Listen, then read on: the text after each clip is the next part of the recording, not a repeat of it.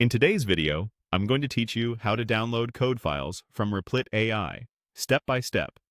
First, open Replit in your browser and sign in so you can access your workspace. From your dashboard, open the project whose code you want to download. Wait a moment for the editor to load fully. If you see a small banner or link that says Skip to Content, click it to jump directly into the coding area. That simply moves focus into the editor so the next options are visible. Now look to the left side of the screen where the Files panel and your project name appear. Find the three-dot menu, sometimes shown as an overflow icon next to the project name or at the top of the Files panel. Click that menu to reveal more actions.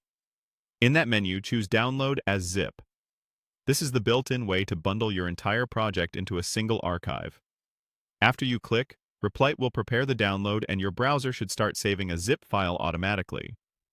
If nothing happens, check your browser for a pop-up or download permission prompt and allow it. By default, the file will land in your Downloads folder unless you've changed that setting. The zip includes your source files and assets. It won't include any secret keys you stored in the Secrets tool, which is good for safety. Once the zip finishes downloading, open it on your computer to extract the files. On most systems, you can double-click to open and then drag the folder out, or right-click and choose Extract. From there, you can open the project in your preferred code editor, upload it elsewhere, or archive it for later.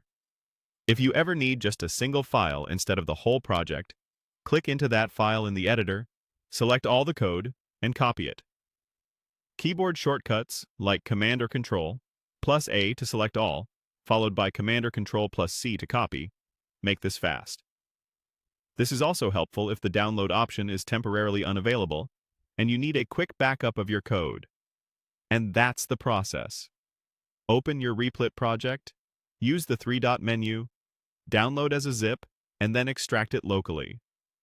With these steps, you'll always have an offline copy of your work that's easy to share, version,